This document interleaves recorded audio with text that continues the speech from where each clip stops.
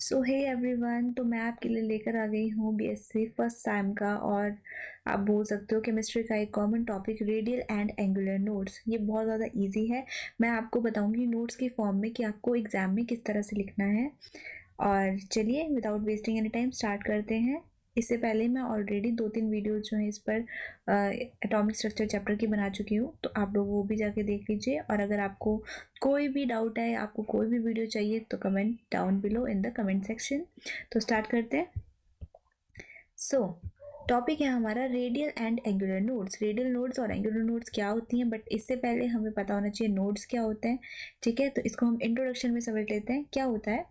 The regions और the spaces around the nucleus where the probability of finding an electron is zero are called nodes. ठीक है, ये क्या होता है, हमारे न्यूक्लियस के अराउंड ऐसा स्पेस। ठीक है, न्यूक्लियस के अराउंड क्या होता है, ऑर्बिटल्स होते हैं। लेकिन ऑर्बिटल क्या होते हैं, ऑर्बिटल्स का मतलब होता है where the probability of finding the electron is maximum. Okay, वहां पर तो क्या होता है, मैक्सिमम होता है। लेकिन ऑर्बिटल के बीच में जो खाली स्पेस होता है, ठीक है, where the probability of finding electron is zero, उस खाली स्पेस को ही हम कहते हैं nodes. Okay, the atomic orbital or the orbital wave function can be represented by the product of two wave functions, radial and angular wave function. क्या कह रहे हैं कि जो प्रोडक्ट होगा दो वेव फंक्शंस का, रेडियल और एंगुलर वेव फंक्शन का, ठीक है, वो क्या होगा, एटॉमिक ऑर्बिटल। यानी कि रेडियल और एंगुलर वेव फंक्शन का प्रोडक्ट ही क्या होता है, हमारा एटॉमिक ऑर्बिटल या फिर orbital wave function. A node is a point where a wave function passes through zero. ठीक है, एक नोड क्या होगा, एक ऐसा पॉइंट जहां पर जो हमारा वेव फंक्शन जो होगा वो क्या होगा, जीरो होगा। मतलब जो वहां पर कोई भी इलेक्ट्रॉन प्रेजेंट नहीं होगा। ठीक है, the nodes are classified into two types. Nodes को जो है वो दो टाइप्स में क्लासिफाई किया गया है। कौन कौन से, first is radial node and second is angular node. The spherical surface around the nucleus where the probability of finding an electron is zero are called radial nodes. ठीक है, ऐसा स्फेरिकल सरफेस। ठीक है, देखो यहाँ पर यह ध्यान देना, स्फेरिकल सरफेस। ठीक है, स्फेरिकल सरफेस जहां पर, मतलब ऐसा स्फेरिकल सरफेस जहां पर इलेक्ट्रॉन की फाइंड करने की प्रोबेबिलिटी जीरो होगी, मतलब वहां कोई इलेक्ट्रॉन प्रेजेंट नहीं होगा, तो ऐसा स्फेरिकल सरफेस को हम कहेंगे रेडियल नोड। ओके, और ऐसा प्लेन एरिया, ठीक है, स्फेरिकल नहीं, plain area around the nucleus. ठीक है, ऐसा प्लेन एरिया न्यूक्लियस के अराउंड जहां पर इलेक्ट्रॉन की फाइंड करने की प्रोबेबिलिटी जीरो होगी, वो होगा एंगुलर नोड। ठीक है, रेडियल होगा स्फेरिकल सरफेस, ठीक है, और एंगुलर के लिए होगा प्लेन सरफेस, और ऐसा सरफेस जहां पर इलेक्ट्रॉन प्रेजेंट नहीं होगा। ठीक है, अब हमारे पास इंपॉर्टेंट जो आता है, इसमें हमारा होता है फॉर्मूला। ठीक है, रेडियल नोड का।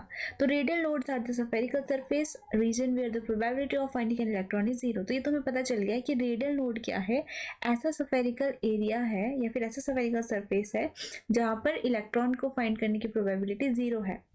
और ये डिपेंड करती है on the values of both, किस चीज पर, प्रिंसिपल क्वांटम नंबर पर और एजिमुथल क्वांटम नंबर पर। ठीक है, the number of nodes of particular orbital and increase with increase in the principal quantum number. और जो नोड्स हैं किसी भी पर्टिकुलर ऑर्बिटल में, जो भी नोड होगा उसकी वैल्यू क्या करेगी, इंक्रीज करेगी प्रिंसिपल क्वांटम नंबर के साथ। जैसे जैसे प्रिंसिपल क्वांटम नंबर बढ़ेगा, यानी कि आपकी n की वैल्यू बढ़ेगी, वैसे वैसे ही हमारे नंबर ऑफ नोड्स भी इंक्रीज होंगे। Radial nodes can be find out by the formula number of radial nodes is equal to n minus L minus one. ठीक है, क्या फॉर्मूला है, n minus L minus one. n क्या है यहाँ, principal quantum number, ठीक है, और l क्या है, एजिमुथल क्वांटम नंबर। इस तरह से भी लिख सकते हैं, n minus L plus one, same ही बात हो जाएगी, प्लस माइनस माइनस हो जाएगा, तो सेम ही बात है। ठीक है, तो देखो कैलकुलेट करने के लिए बोल रहे हैं, क्या बोल रहे हैं, calculate the number of radial nodes for 1s orbital.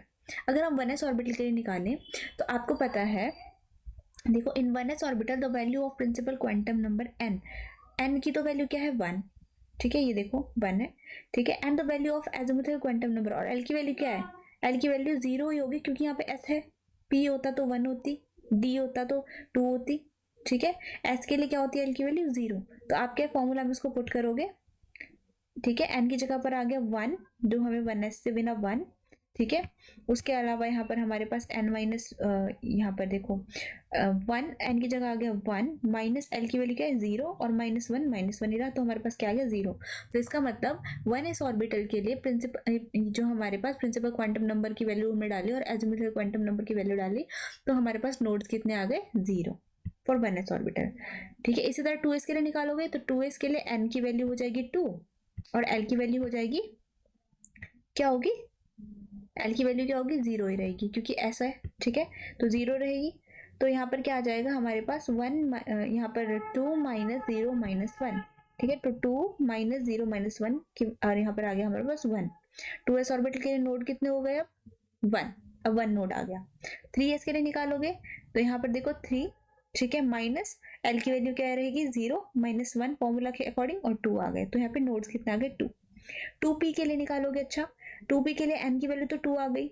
ठीक है, p है यहाँ पर, तो इसका मतलब अब l की वैल्यू क्या होगी, अब 0 नहीं होगी, अब क्या होगी 1। तो फॉर्मूला में डालो 2 माइनस 1 इज इक्वल टू 0। इसी तरह आप 3D की खुद कैलकुलेट करके देखो। ठीक है, बहुत ईजी है। अब फॉर्मूला में पुट करना है सीधा सीधा, कोई इसमें मुश्किल की बात नहीं है। ठीक है, फॉर s l की वैल्यू 0 होती है, p l की वैल्यू 1 हो जाती है, d के लिए 2 हो जाती है, ठीक है, f के लिए 3 हो जाती है।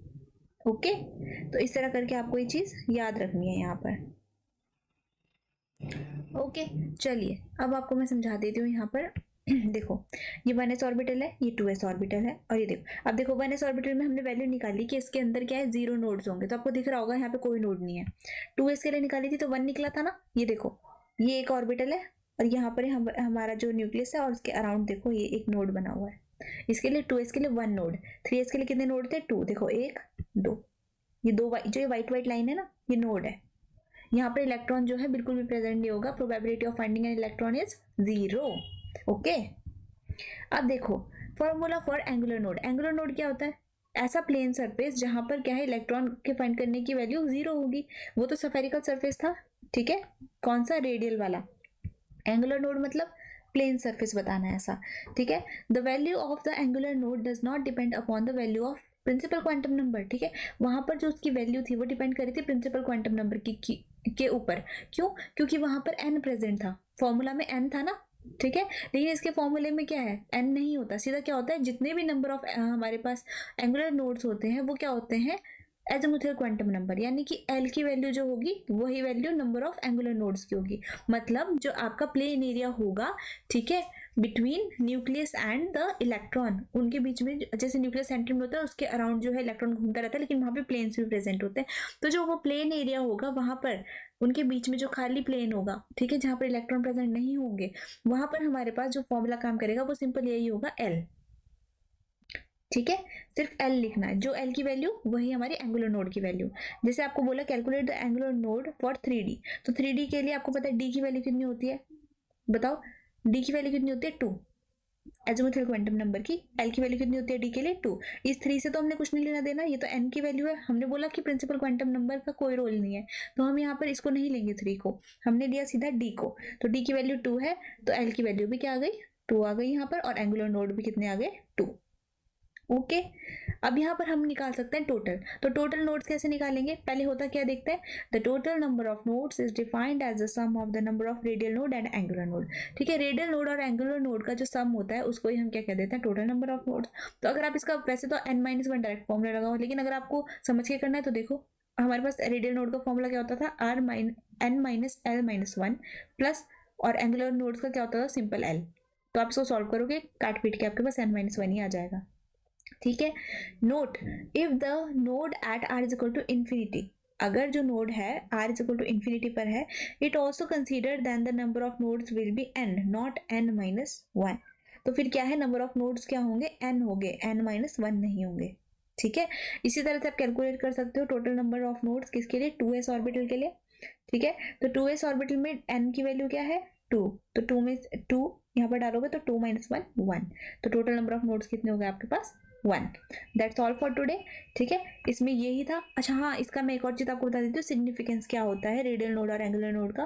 देखो, रेडियल और एंगुलर नोड होते हैं जो हमें हेल्प करते हैं अंडरस्टैंड करने में स्ट्रक्चर ऑफ एटॉमिक ऑर्बिटल्स। ठीक है, रेडियल आप लिख सकते हो, सिग्निफिकेंस अगर आपको पेपर में दे तो आप लिख दो, radial and angular nodes help us to understand the structure of atomic orbitals. और क्या करता है, the number of radial and angular nodes in an atom can be determined using quantum numbers.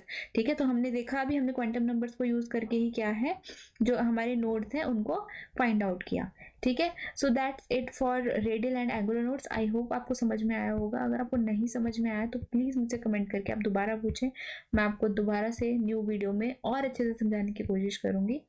So thanks for watching. Do like and subscribe. Thank you so much.